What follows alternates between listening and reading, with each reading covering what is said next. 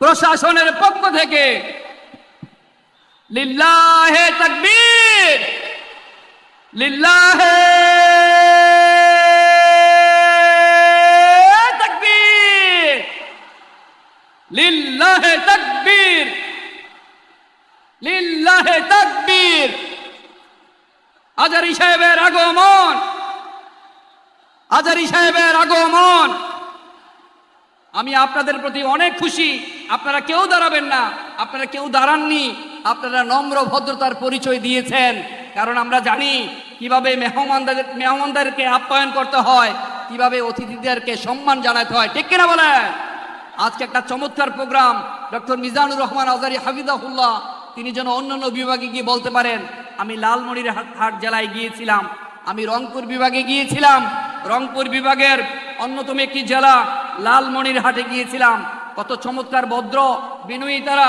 লিল্লাহে তাকবীর, নারায়ে তাকবীর, নারায়ে তাকবীর। আজারী সাহেবের আগমন লালমনির পক্ষ থেকে, রংপুরের পক্ষ থেকে, লালমনির পক্ষ থেকে হুজুরের আগমন, হুজুরের আগমন।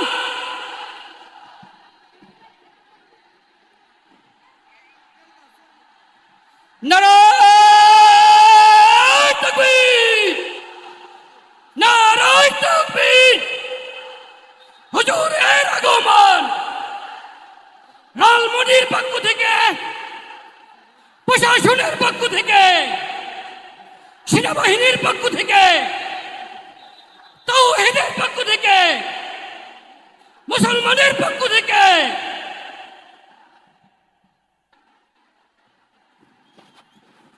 যে সম্মানিত উপস্থিতি তাওহীদি মুসলিম জনতা, আজকের এই ঐতিহাসিক তাফসিরুল কোরআন মাহফিলের প্রধান তাফসির কারক, বিশ্ববিখ্যাত ইসলামিক স্কলার জনাব ডক্টর মিজানুর রহমান আজারী ইতিমধ্যেই মঞ্চে অবস্থান করেছে। লালমনিরহাট জেলার পক্ষ থেকে আমরা অভিনন্দন জানাই, রংপুর বিভাগের পক্ষ থেকে আমরা অভিনন্দন জানাই। ইতিমধ্যেই আজকের এই তাফসিরুল কোরআন মাহফিলের সম্মানীয় প্রধান অতিথি, রংপুর বিভাগের সাংগঠনিক সম্পাদক বিএনপি, জেলা বিএনপির সম্মানিত সভাপতি আমার শ্রদ্ধাভাজন স্যার অধ্যক্ষ আসাদুল হাবিব দুলু মহোদয় উপস্থিত হয়েছেন। এই পর্যায়ে সংক্ষিপ্ত আকারে কথা বলার জন্য অনুরোধ করছি আজকের প্রোগ্রামের সম্মানিত প্রধান অতিথি জনাব অধ্যক্ষ আসাদুল হাবিব দুলু স্যারকে।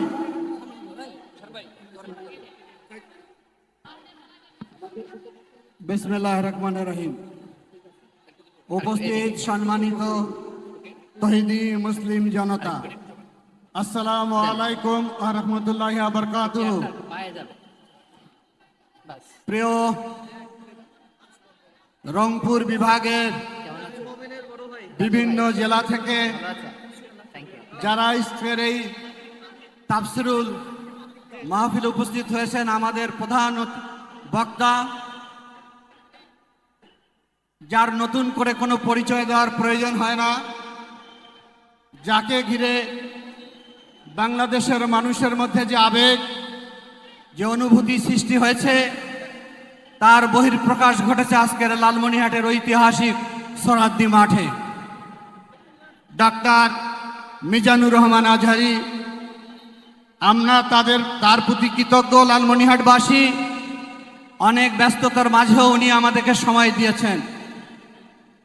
5ই আগস্টের বাংলাদেশের পরিবর্তিত পরিস্থিতির মধ্য দিয়ে একসময় বাংলাদেশে রাজনৈতিক সভা তো দূরের কথা, একটি তাফসিরুল কোরআনের আয়োজনও করা সম্ভব হয়নি।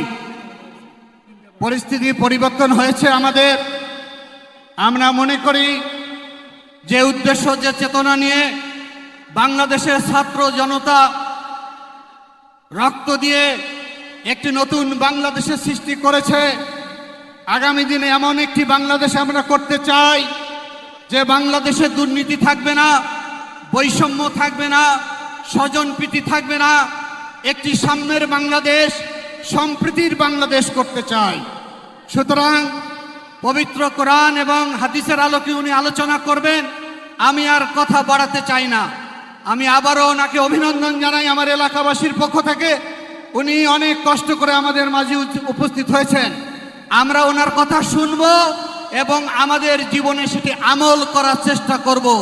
আমরা কথা শুনি বেশি, আমল করি কম। আমরা যাতে আগামী দিনে আমাদের জীবন সেভাবে তৈরি করতে পারি, এই আশাবাদ ব্যক্ত করি আমি আমার কথা এখানে শেষ করলাম। আল্লাহ হাফেজ। বাংলাদেশ জিন্দাবাদ।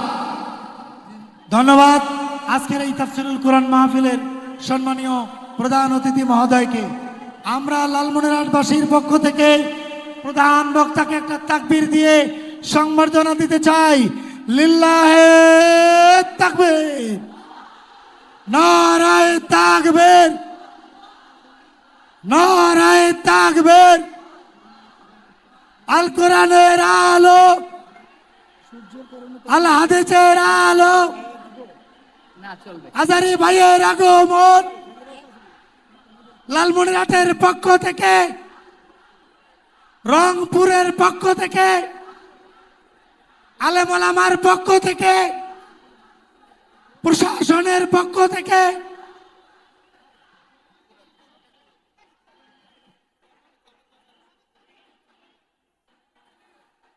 অপেক্ষার পালা শেষ। সবাই বলি আলহামদুলিল্লাহ। হে লালমনিরহাটবাসী, কোন ক্রাইটেরিয়াতে এই প্রোগ্রাম লালমনিরহাট পায় না। আমাদের প্রাচুর্যতা নাই, কিন্তু আমরা যে ভালোবাসতে জানি সেটা প্রমাণ করতে হবে। তৈরি আছি? সেটা হলো এখনই। একজনও থাকবে না যে দাঁড়ায় থাকবে। যে ভালোবাসে বলে দাবি করে সে বসে যাবে। আমি 3 পর্যন্ত গুনবো, দেখি ভালোবাসেন কিনা। 1 2 3, বসে যান। এবার আমরা যে কথা বলবো না, মানসমাতানাদা, মুক্তি সেই পায় যে নীরব থাকে। এবার সবাই আরবি হরফ বলবেন। মিম, যে মিম দিয়ে জান্নাতের তালা খুলবো। মিম। এই শাহাদাত আঙ্গুল ঠোঁটে সবার, ক্যামেরাগুলো আপনাদের দিকে। শাহাদাত আঙ্গুল ঠোঁটে। মিম।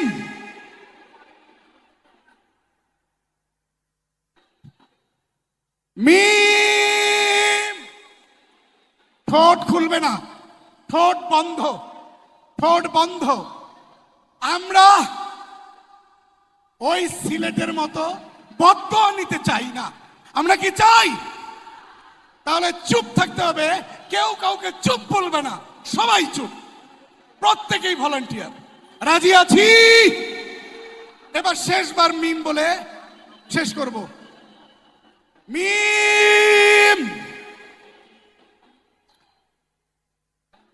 বাংলাদেশের কৃতিত্ব, বাংলাদেশের সম্পদ, দল মত নির্বিশেষে সকলের সম্পদ মিজানুর রহমান আজহারী। প্রিয় ভাই, আপনাকে আমরা অনেক প্রাচুর্যপূর্ণ আয়োজন করতে পারিনি, কারণ আমরা উত্তরবঙ্গের মঙ্গা এলাকার মানুষ। কিন্তু আমরা কথা দিচ্ছি, আমরা আপনাকে ভালোবাসবো শৃঙ্খলার মধ্য দিয়ে।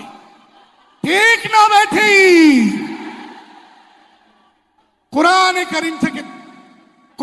কারিম থেকে তাফসীর করার জন্য পেশ করছি এশিয়ার সর্বশ্রেষ্ঠ Islamic scholar doctor Mizanur Rahman হাফিজাহুল্লাহ, বারাকাল্লাহ, হায়াকাল্লাহ। অনুরোধ করছি তাফসীর পেশ করার জন্য। চুপ।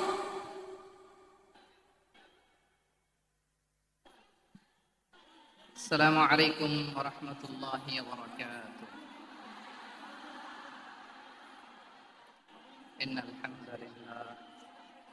হামদালিল্লাহ নাহমাদুহু ওয়া নাস্তাঈনুহু ওয়া নাস্তাগফিরুহ ওয়া নু'মিনু বিহি ওয়া নাতাওয়াক্কালু আলাইহি ونعوذ بالله من شرور أنفسنا ومن سيئات أعمالنا من يهده الله فلا مضل له ومن يضلل فلا هادي له أي فلن تجد له وليا مرشدا ونشهد أن لا إله إلا الله وحده لا شريك له والذي لا ضد له ولا ند له لا مثل له ولا مثيل له وزير له ولا كفيل له لا شبه له ولا شبيه له لا ولد له ولا والد له وهو الواحد الفرد الصمد لم يلد ولم يولد ولم يكن له كفوا أحد ونشهد أن سيدنا ونبينا وحبيبنا وبشيرنا ونذيرنا وطبيبنا وطبيب قلوبنا وحبيبنا وحبيب ربنا محمدا عبد الله ورسوله أرسله بالحق بشيرا ونذيرا وداعيا إلى الله بإذنه وسراجا منيرا أما بعد فقد قال الله تعالى في كلامه المجيد وفي فرقانه الحميد أعوذ بالله من الشيطان الرجيم بسم الله الرحمن الرحيم ولا تسبوا الذين يدعون من دون الله فيسبوا الله عدوا بغير علم كذلك زينا لكل أمة عملهم ثم إلى ربهم مرجعهم فينبئهم بما كانوا يعملون إن الله وملائكته يصلون على النبي يا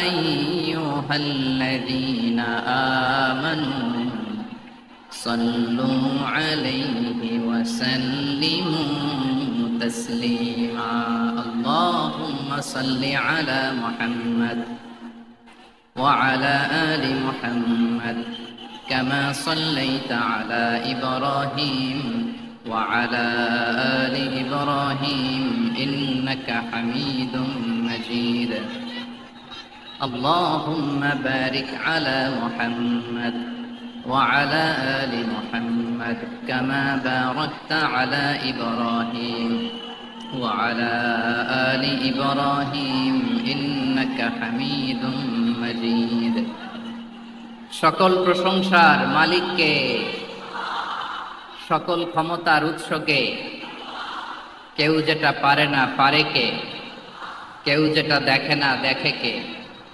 কেউ যেটা দেয় না দেয় কে সে আল্লাহ রাব্বুল ইজ্জা ওয়াল জালালের দরবারে আমরা শুকর গুজার হচ্ছি আমরা সবাই আওয়াজ করে পড়ে নিচ্ছি কালিমাতুশ শুকর আলহামদুলিল্লাহ গলা ছেড়ে দিয়ে আওয়াজ করে প্রিয় লালমনির হাটের ভাইয়ের আওয়াজ করে সবাই পড়ুন রব্বানা লাকাল হামদ হামদান কাসীরান তাইয়িবান মুবারাকান ফীহি ইয়া রাব্বি লাকাল হামদু কামা ইয়ানবাগি লিজালালি ওয়াজহিকা ওয়া আযীমি সুলতানিকা লাকাল হামদু বিল ঈমান লাকাল হামদু বিল ইসলাম লাকাল হামদু বিল কুরআন। আমরা আল্লাহ রাব্বুল ইজ্জা ওয়াল জালালের দরবারে শুকরিয়া জ্ঞাপনের পাশাপাশি আজকের এই প্রোগ্রামের ইন্তেজামিয়া কমিটি, ইসলামিক সোসাইটি লালমনিরহাটকে অন্তরের অন্তঃস্থল থেকে ধন্যবাদ জানাতে চাই, শুভেচ্ছা জানাতে চাই। যারা দীর্ঘদিন টানা পরিশ্রম শেষে আজকে লালমনিরহাট জেলায়, যেটা আমার বেসিকলি রংপুর বিভাগের প্রোগ্রাম ছিল, এই ঐতিহাসিক প্রোগ্রামের আয়োজন তারা করেছে, আলহামদুলিল্লাহ। আজকের প্রোগ্রামে সম্মানিত সভাপতি, প্রধান অতিথি, বিশেষ অতিথি, মঞ্চে উপবিষ্ট আপনাদের অত্র এলাকার মা ও মাটির সন্তানেরা, নেতৃবৃন্দ, কমিউনিটি লিডার্স, লালমনিরহাট জেলার সম্মানিত ব্যবসায়ী ভাইয়েরা, চাকরিজীবী ভাইয়েরা,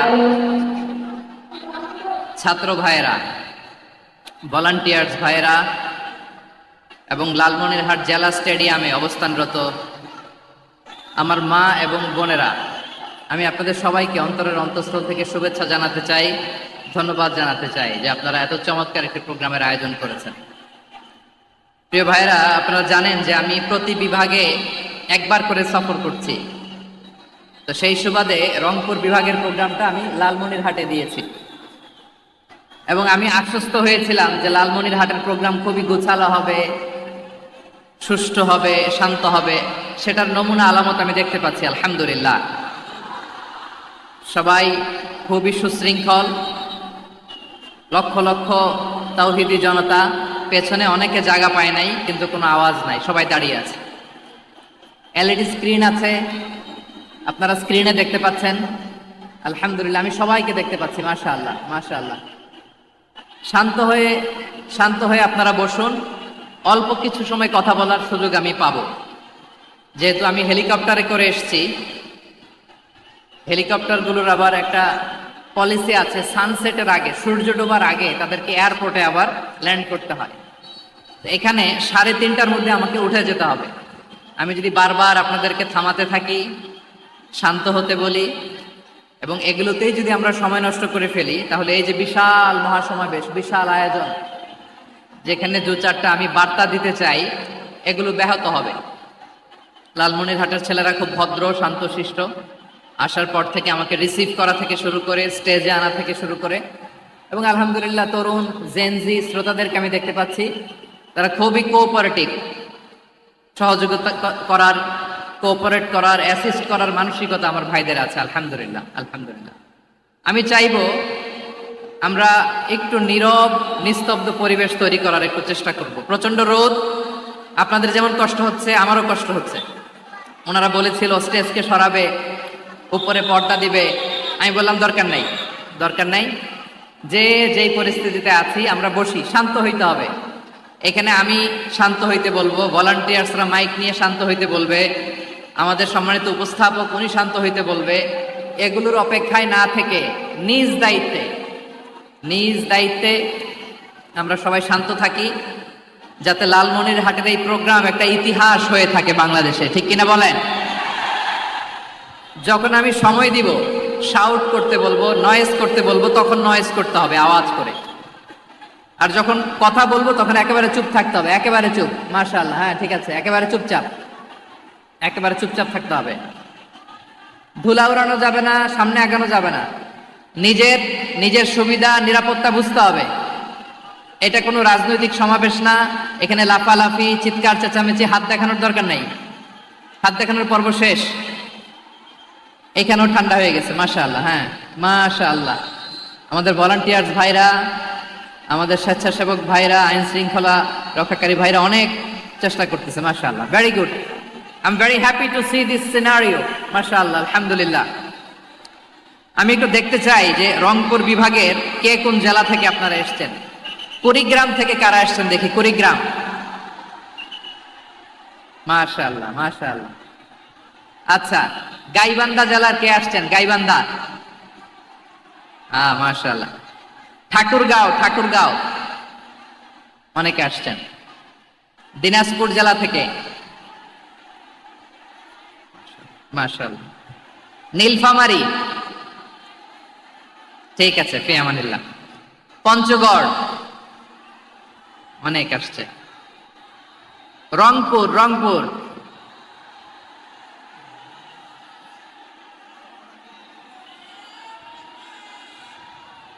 মাশাআল্লাহ, মাশাআল্লাহ, ঠিক আছে। লালমনিরহাটের কারা দেখি, লালমনিরহাট,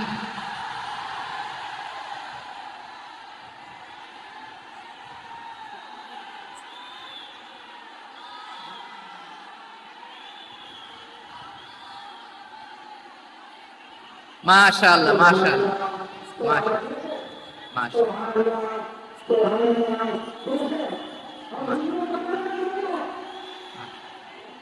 ঠিক আছে, ঠিক আছে। আচ্ছা, এই রংপুর বিভাগের বাইরে থেকে অন্য জেলার কারা কারা আসছেন দেখি, তাও আছে অনেকে, মাশাআল্লাহ, ঠিক আছে, ঠিক আছে। আজকের প্রোগ্রামে উপস্থিত আছেন প্রধান অতিথি হিসেবে অধ্যক্ষ আসাদুল হাবিব দুলু ভাই, সাংগঠনিক সম্পাদক বিএনপি, জাতীয় নির্বাহী কমিটির সভাপতি, জেলা বিএনপি লালমনিরহাট। বিশেষ অতিথি হিসেবে আমাদের অনেক ভাইরা এসছেন, সবাইকে শুকরিয়া জানাই। সভাপতিত্ব করছেন জনাব আব্দুল হাকিম। আইন শৃঙ্খলা বাহিনী, প্রশাসন, ভলান্টিয়ার্স, শুনেছি আমি প্রায় 5,000 ভলান্টিয়ার্স আপনারা নিয়োগ দিয়েছেন, আলহামদুলিল্লাহ, আলহামদুলিল্লাহ। অনেক গোছালো প্রোগ্রাম। আমার প্রাণ ঢালা ভালোবাসা জানবেন, আমার হৃদয়ের গহীন থেকে ভালোবাসা নিবেন, শুভেচ্ছা জানবেন সবাই, ঠিক আছে, ঠিক আছে। প্রিয় ভাইরা, আমরা আর কাল বিলম্ব না করে মূল আলোচনায় চলে যেতে চাই। আজকে যে টপিকের উপর আমি কথা বলবো, টপিকটা হচ্ছে peaceful coexistence and communal harmony, শান্তিপূর্ণ সহাবস্থান এবং সাম্প্রদায়িক সম্প্রীতি। আমাদের বাংলাদেশে সাম্প্রদায়িক সম্প্রীতি আছে না নাই? আবহমান কাল থেকে আমরা মুসলিম, হিন্দু, বৌদ্ধ, খ্রিস্টান, পাহাড়ি, নৃগোষ্ঠী মিলেমিশে একাকার, আমরা সবাই মিলে বাংলাদেশ। আওয়াজ করে বলেন ঠিক কিনা? আমাদের পারস্পরিক সম্প্রীতি, ভালোবাসা, সৌহার্দ্যপূর্ণ আচরণ, বোঝাপড়া, এটা বেশ মজবুত, বেশ মজবুত। তবে মাঝে মাঝে আমাদের এই সম্প্রীতির ভেতরে অনেকে ফাটল ধরাতে চায়। আমরা যে সুখে আছি, শান্তিতে আছি, এটা অনেকের ভালো লাগে না, ঠিক কিনা বলেন? আমাদের মধ্যে সাম্প্রদায়িক সম্প্রীতি, সৌহার্দ্যপূর্ণ আচরণ, ভালোবাসা, এটা আবহমান কাল ধরে আছে। তার প্রমাণ, আমরা তাফসিরুল মাহফিলের আয়োজন করলে আমাদের হিন্দু ভাইরা ডিস্টার্ব করে না, ঠিক কিনা? এবং আমি যদি বলি হাত তোলেন, হিন্দু ধর্মের কারা কারা এসেছেন, কত শত কত হাজার যে হাত উঠবে, আপনি অবাক হয়ে যাবেন। আমি চাচ্ছি না হাত উঠাতে। খুলনাতে সর্বশেষ যে আমি প্রোগ্রাম করে গেলাম, সেখানে কয়েকশো হিন্দু ভাই আসছে আমাদের আলোচনা শুনতে, আলহামদুলিল্লাহ। অনেক বৌদ্ধরা আসে, অনেক খ্রিস্টানরা আসে। এবার সফরেও অনেক হিন্দু ভাইরা আমার সাথে দেখা করেছে, তারা বলেছে হুজুর আমরা আপনার আলোচনা শুনি, আলহামদুলিল্লাহ বলেন। So it's our responsibility to present our religion to our non-Muslim brothers and sisters. আমাদের অমুসলিম ভাই বোনদের কাছে ইসলামের সৌন্দর্য তুলে ধরা, এটা আমাদের দায়িত্ব। We all are the ambassador of Islam. আমরা প্রত্যেকে দায়িত্বশীল, আমরা প্রত্যেকে এক একজন ইসলামের অ্যাম্বাসেডর, আলহামদুলিল্লাহ বলেন। এজন্য এমন ভাবে দ্য বিউটি অফ ইসলাম, ইসলামের সৌন্দর্য আমাদেরকে ফুটিয়ে তুলতে হবে, যাতে করে নন মুসলিমরা শাহাদা পড়ে, কালিমা পড়ে মুসলমান হয়ে যায়। অনেক নন মুসলিম ভাই বোন আমাদের হাতে শাহাদা পড়ে, কালিমা পড়ে মুসলমান হয়েছে, অনেক। সো আমরা যেন ইসলামের বিউটিটাকে তুলে ধরতে পারি, এবং এই যে সম্প্রীতি, এটাকে যেন আমরা অটুট রাখতে পারি। আদতে আদতে বাংলাদেশের ইতিহাস বলে আমাদের দেশে কোনো দাঙ্গা নাই, আছে? লালমনিরহাটের ভাইয়ের আওয়াজ করে বলেন, আমাদের দেশে হিন্দু মুসলিম দাঙ্গা আছে? আমরা ভাই ভাই, আওয়াজ করে বলুন তো, আমরা কি ভাই ভাই? কিন্তু কিছু দুষ্ট লোক আছে, তারা আমাদের সম্পর্কের মধ্যে ফাটল ধরাতে চায়, ঠিক কিনা বলেন? মাঝে মাঝে ঝগড়া লাগাতে চায়। দেখবেন পত্রপত্রিকায় দেখা যায় বিভিন্ন ধর্মীয় উপাসনালয়গুলোতে হামলা চালানো হয়, এগুলো রাজনৈতিক উদ্দেশ্য প্রণোদিত, এগুলোর সাথে ইসলামের কোনো সম্পর্ক নাই। এজন্য এই দুর্বৃত্তদের ব্যাপারে আমাদের সাবধান থাকতে হবে। আমরা সবসময় যেমনি ঐক্যবদ্ধ, ইউনাইটেড, আমরা যদি এরকম ইউনাইটেড থাকি, এই সমস্ত দুর্বৃত্তদের কালো হাত ভেঙে দিতে আমাদের 1 ঘন্টাও লাগবে না। চিল্লায় বলো ঠিক কি না? আমরা সংঘবদ্ধ থাকবো। এই যে আমাদের পিসফুল কোএক্সিস্টেন্স, শান্তিপূর্ণ সহাবস্থান। হিন্দুরা পূজা করে, যেদিন হিন্দুদের পূজা অনুষ্ঠান আমরা ওই দিন তাফসির মাহফিল করি না, ঠিক কিনা বলেন? যেদিন আমাদের তাফসিরুল কোরআনের প্রোগ্রাম, ওই দিন আমাদের হিন্দু ভাইরা ডিস্টার্ব করে না। সুবহানাল্লাহ। হিন্দুদের পূজা অনুষ্ঠানে মাদ্রাসার ছাত্র যে পাহারা দেয়, গোটা বিশ্বে এরকম দৃষ্টান্ত নজির বিরল, ঠিক কিনা বলেন? আইন শৃঙ্খলা বাহিনীর পাশাপাশি মাদ্রাসার ছাত্ররা যে সেখানে পাহারা দেয়, গোটা পৃথিবীতে এই দৃষ্টান্ত আপনি পাবেন। মাদ্রাসার ছাত্ররা, তারা তো কোরআনের ধারক, তারা হাদিসের ধারক, তারা কেন মন্দির পাহারা দিবে? এই সম্প্রীতিকে ধরে রাখার জন্য, এই সৌহার্দ্যকে ধরে রাখার জন্য, আমাদের পারস্পরিক ভালোবাসাকে অটুট রাখার জন্য। আওয়াজ করে বলতে হবে ঠিক কিনা? এখন বলেন, আমাদের এই ভালোবাসা অটুট থাক আমরা চাই কি চাই না? আমরা হিন্দু মুসলিম মিলেমিশে শান্তিপূর্ণ সহাবস্থান, সাম্প্রদায়িক সম্প্রীতি, লালমনিরহাটের ভাইয়ের আওয়াজ করে বলুন, এই সাম্প্রদায়িক সম্প্রীতি আমরা চাই কি চাই না? আল্লাহ এই দেশকে তুমি বরকতময় করো, বাংলাদেশকে তুমি শান্তিময় করো।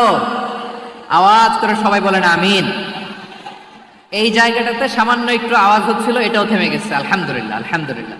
এখন একেবারে everything is in my control. মাশাআল্লাহ। ঠিক আছে, আমি মূল আলোচনায় যাই। প্রিয় ভাইরা, আমি বলেছিলাম আমার আলোচনার বিষয় হচ্ছে শান্তিপূর্ণ সহাবস্থান, সাম্প্রদায়িক সম্প্রীতি। আমরা দেখব ইসলাম আমাদেরকে কি কি দিক নির্দেশনা দেয়। শান্ত হইতে হবে। খরগোশের কানের মতো কান দুটো আমার দিকে করে রাখেন। আমি এখনো উঠে যাব, হাত নাড়ায় লাভ নাই, আমি উঠে যাব। তাকায় থাকো আর কান খাড়া, আওয়াজ হবে না। হ্যাঁ, মাশাআল্লাহ, মাশাআল্লাহ, ঠিক আছে। আমরা দেখবো যে রাসূল সাল্লাল্লাহু আলাইহি ওয়াসাল্লাম এই পিসফুল কোএক্সিস্টেন্সের জন্য আমাদের কি শিখিয়েছেন, কি কি গাইডলাইন দিয়েছেন। আমরা 1, 2, 3, 4 করে এগুলো আপনাদের সাথে শেয়ার করব। আমি আপনাদের খেদমতে সূরাতুল আনআমের 108 নম্বর আয়াত তেলাওয়াত করেছি। এখানে আল্লাহ রাব্বুল ইজ্জা ওয়াল জালাল তিনি ইরশাদ করছেন, ওয়ালা তাসুব্বুল্লাযীনা ইয়াদউনা মিন দুনিল্লাহি ফায়াসুব্বুল্লাহা আদওয়ান বিগাইরি ইলম কাযালিকা যায়্যান্না লিকুল্লি উম্মাতিন আমালাহুম থুম্মা ইলা রাব্বিহিম মারজিউহুম ফায়ুনাব্বিউহুম বিমা কানু ইয়ামালুন। রব্বুল আলামিন বলেন, গোলাম ও আমার ইমানদার বান্দারা, শোনো শোনো, ও আমার বিশ্বাসী বান্দারা, শোনো শোনো। লা তাসুব্বুল্লাযীনা ইয়াদউনা মিন দুনিল্লাহ ফায়াসুব্বুল্লাহা আদওয়াম বিগাইরি ইলম। ও আমার বিশ্বাসী বান্দারা, যারা আল্লাহকে ব্যতি রেখে, আল্লাহকে বাদ দিয়ে অন্য উপাস্যকে ডাকে, দেবীর পূজা করে, দেবতাদের পূজা করে, তোমরা খবরদার তাদের গালি দিও না। আওয়াজ করে বলেন, কি দিও না? আল্লাহ বলেন, ও বিশ্বাসীরা শোনো, যারা আল্লাহকে বেছে রেখে দেব দেবীর পূজা করে, অন্য উপাস্যের পূজা করে, তাদেরকে ডাকে, ওই দেবতাদেরকে তোমরা গালি দিও না। যদি ওই দেবতাদেরকে গালি দাও, তাহলে ভুলবশত, শত্রুতাবশত তারা তোমাদের রব আল্লাহকে গালি দেবে, ঠিক কিনা?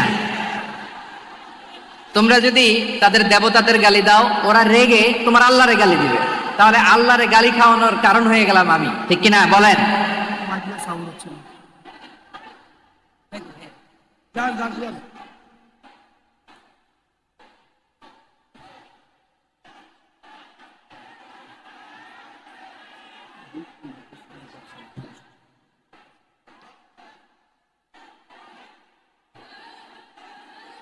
সম্মানিত ভাইয়েরা, এত বিশাল প্রোগ্রাম, মাইকের একটা সেটআপ থাকে, তারগুলো অনেক সময় নড়ে যায়, ধাক্কা ধাক্কিতে ডিসপ্লেস হয়, একটু ঝামেলা হবে।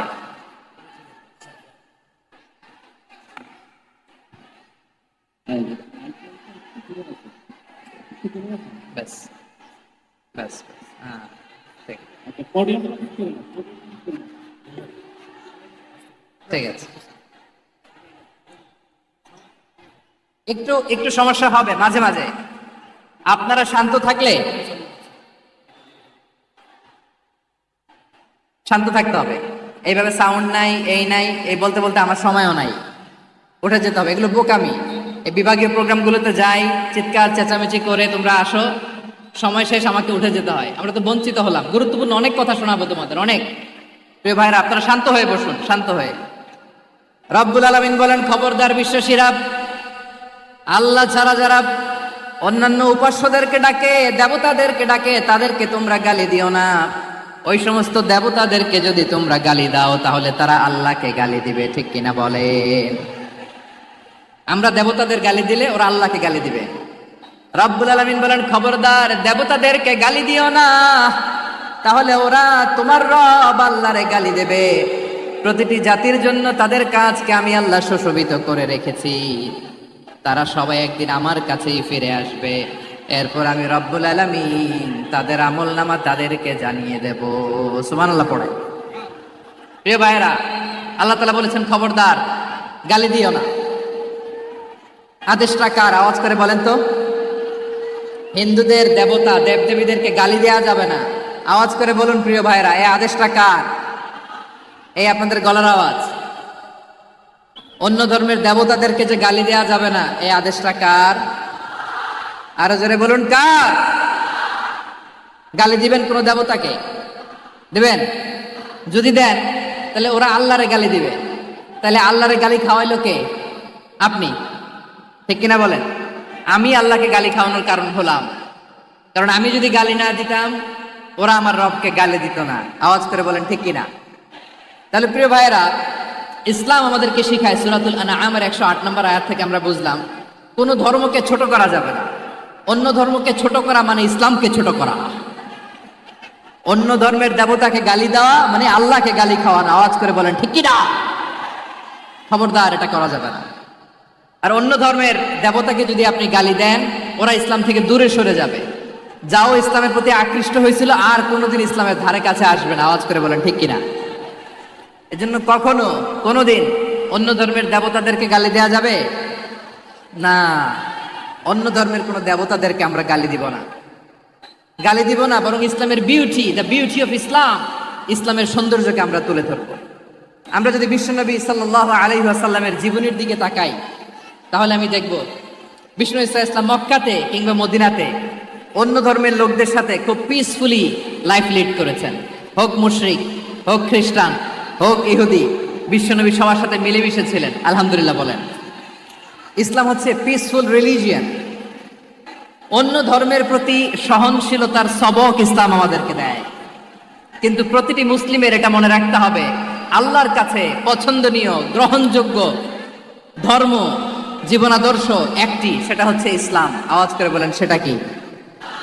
লালমনিরহাটের ভাইয়েরা, আওয়াজ করে বলুন, আল্লাহর কাছে মনোনীত ধর্ম একটি, সেটা কি? এজন্য রব্বুল আলামিন বলেন, ইন্নাদ-দীনা ইনদাল্লাহিল ইসলাম, আল্লাহর কাছে মনোনীত গ্রহণযোগ্য অ্যাকসেপ্টেড ধর্ম মতাদর্শ একটা, সেটা হলো ইসলাম। ইসলাম ছাড়া অন্য কোনো ধর্ম যদি কেউ তালাশ করে, তার ওই ধর্ম আল্লাহ গ্রহণ করবে না। ওমাই ইয়াবতাগি গায়রাল ইসলামি দীনান ফালাই ইউকবালা মিন ওয়া হুয়া ফিল আখিরাতি মিনাল খাসিরিন।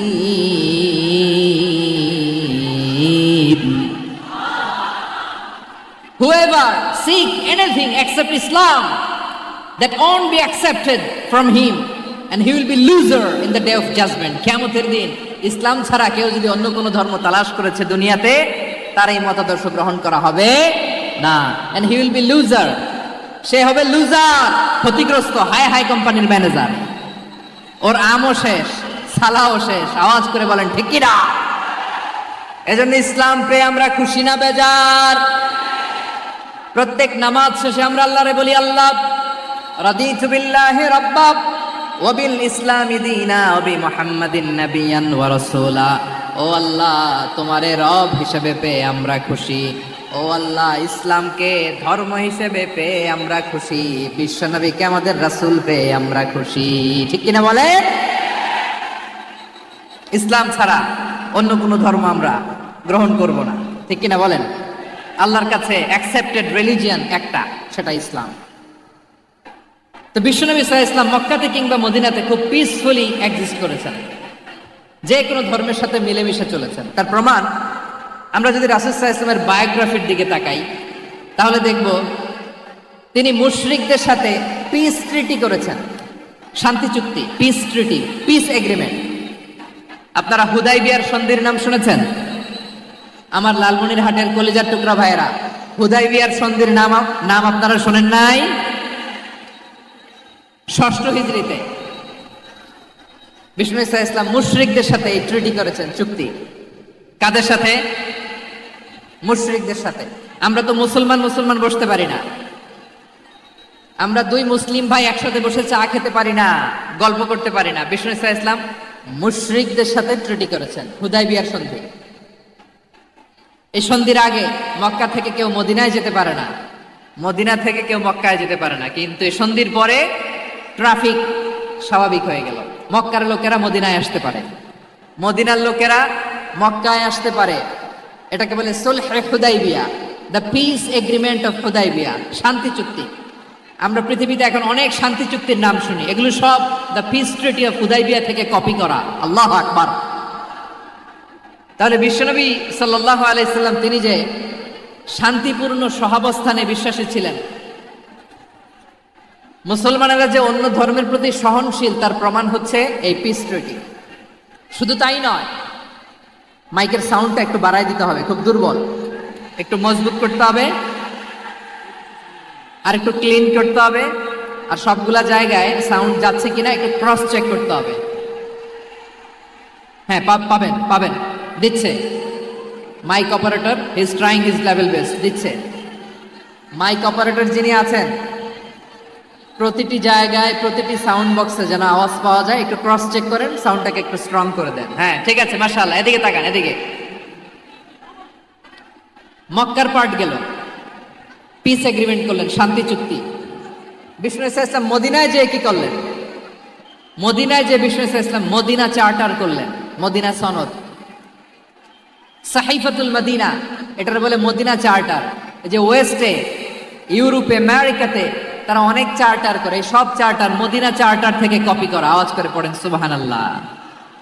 বিষ্ণু ইসা ইসলাম মদিনায় গেলেন, মদিনাতে মুসলিম, মুশরিক, ইয়াহুদি, এই 3 ধর্মের লোক মিলে সব স্টেক হোল্ডার যারা আছে সবাইকে নিয়ে বিষ্ণু ইসা ইসলাম মদিনা চার্টার করলেন, মদিনা সনদ, পড়েন সুবহানাল্লাহ। শুধু তাই নয়, মক্কাতে বিশ্বনবী পিস এগ্রিমেন্ট করলেন, শান্তি চুক্তি মুশরিকদের সাথে। মদিনাতে যে বিশ্বনবী মদিনা চার্টার করলেন, মদিনা সনদ করলেন ইহুদিদের সাথে। আবার মদিনাতে বিশ্বনবী ইহুদিদের সাথে পিস ডায়ালগ করলেন, ইন্টারফেথ ডায়ালগ করলেন, আন্তধর্মীয় সংলাপ করলেন, যেই সংলাপের মূল ভিত্তি ছিল তাওহীদ। মূল ভিত্তি ছিল কি? তাওহীদ। বিশ্বনবী ইহুদিদেরকে ডাকলেন, আহ্বান করলেন, কুল ইয়া আহলাল কিতাবি তাআলাউ ইলা কালিমাতিন সাওয়াইন বাইনানা ওয়া বাইনাকুম আল্লা না'বুদা ইল্লাল্লাহ ওয়া লা নুশরিকা বিহি শাইআন ওয়া লা ইয়াত্তাখিযা বা'দুনা বা'দান আরবাবাম মিন দুনিল্লাহ فإن تولوا فقولوا اشهدوا بأننا مسلمون। সুবহানাল্লাহ পড়েন। বিশ্বনবী মদিনার ইহুদিদের ডেকে বললেন, ও ইহুদিরা, শোনো শোনো, আসো এমন একটা আদর্শের প্রশ্নে আমরা একত্রিত হই, যে আদর্শের প্রচার তোমাদের নবীরাও করেছে, আমিও করি, যে আদর্শের কথা তোমাদের পবিত্র ধর্মগ্রন্থগুলোতে আছে, আমার কোরআনেও আছে। সেটা হলো তাওহীদ। আমরা এক আল্লাহ ছাড়া কারো ইবাদত করব না, আল্লাহর সাথে কাউরে শরীক করব না, আল্লাহ ছাড়া কাউরে রব মানব না। পড়েন সুবহানাল্লাহ। তাহলে আমার প্রিয় লালমনিরহাটের ভাইরা, মদিনাতে যে তিনি মদিনা চার্টার করলেন, মদিনা সনদ, পিস ডায়ালগ করলেন, শান্তির সংলাপ, ইন্টারফেথ ডায়ালগ করলেন, আন্তধর্মীয় সংলাপ যার ভিত্তি ছিল তাওহীদ। সুবহানাল্লাহ পড়েন। তাহলে অন্য ধর্মের প্রতি সব সময় ইসলাম সহনশীল, টলারেন্স। যদি আপনি দেখতে চান ইসলামের নবী বিশ্ব নবীর দিকে তাকান, ঠিক কিনা বলেন? আমরা তো সংখ্যালঘুদের রাইটস প্রোটেক্ট করার জন্য কত আইন বানাই, কত বৈঠক করি, কত সংবাদ সম্মেলন করি। বিষ্ণু সাল্লাল্লাহু আলাইহি ওয়াসাল্লাম সংখ্যালঘুদের রাইটসের ব্যাপারে, অধিকারের ব্যাপারে যে কথা বলেছেন, শুনলে আপনি অবাক হয়ে যাবেন। বিশ্বনবী বলেন, আলা মান যালামা মুআহাদান আও ইনতাকাসাহু আও কাল্লাফাহু ফাওকা তাআতিহি আও কাল্লাফাহু ফাওকা তাকাতিহি আও আখাযা মিনহু শাইআন বিগাইরি তিবি নাফসিন ওয়া আনা হাজিজুহু ইয়াউমাল কিয়ামা। খবরদার, জেনে রাখো, কেউ যদি কোনো সংখ্যালঘুর উপরে অত্যাচার করে, কোনো সংখ্যালঘুর প্রাপ্য থেকে যদি কেউ কাউকে ঠকায়, সংখ্যালঘুর উপর যদি কেউ কষ্ট দেয়, কোনো সংখ্যালঘুর সম্পদ যদি কেউ জোর করে কেড়ে নেয়, আমি কিয়ামতের দিন বিশ্বনবী ওই সংখ্যালঘুর পক্ষে আর ওই মুসলমানদের বিপক্ষে বাদী হয়ে দাঁড়াবো। সুবহানাল্লাহ বলতে পারলেন না? আল্লাহু আকবার। আপনি নামাজি, আপনি মুসল্লি, আপনি হাজী সাহেব, তাহাজ্জুদ পড়তে পড়তে কপালে দাগ ফেলে দিছেন, আপনার প্রতিবেশী হিন্দু, ভাবছেন আমার তো পাওয়ার আছে, ওর জমিটা দখল করি। বিশ্বনবী বলেন, কিয়ামতের দিন ওই হিন্দুর পক্ষে তোর বিরুদ্ধে আমি বাদী হয়ে দাঁড়াবো। পৃথিবীর কোন ধর্মে এরকম স্টেটমেন্ট পাবেন? পাবেন? আপনি ভাবছেন আপনি নামাজ পড়লে হাজী সাহেব কপালে দাগ ফেলাই দিলে আপনি সালসালায় জান্নাতে চলে যাবেন না? খবরদার। বিশ্বনবী বলেন, কোন সংখ্যালঘুর উপর যদি কেউ আক্রমণ করে, তার প্রাপ্য তাকে না দিয়ে যদি তাকে ঠকায়, তার উপর জুলুম করে, তার সম্পদ যদি কেড়ে নেয়, আমি নবী, তুমি মুসলিম হইতে পারো, মুসল্লি হইতে পারো, তার পক্ষে তোমার বিপক্ষে আল্লাহর দরবারে বাদী হয়ে দাঁড়াবো। আচ্ছা লালমনিরহাটের ভাইরা, কথা বুঝতে পারলে আওয়াজ করে উত্তর দেন। বিশ্বনবী যদি কারো বিপক্ষে দাঁড়ায় কিয়ামতের দিন, আই রিপিট, আমি আবারও বলছি, বিশ্বনবী যদি কিয়ামতের দিন কারো বিপক্ষে দাঁড়ায়, ও তো সালসালায়া জান্নাতি, তাই না? জান্নাতি না?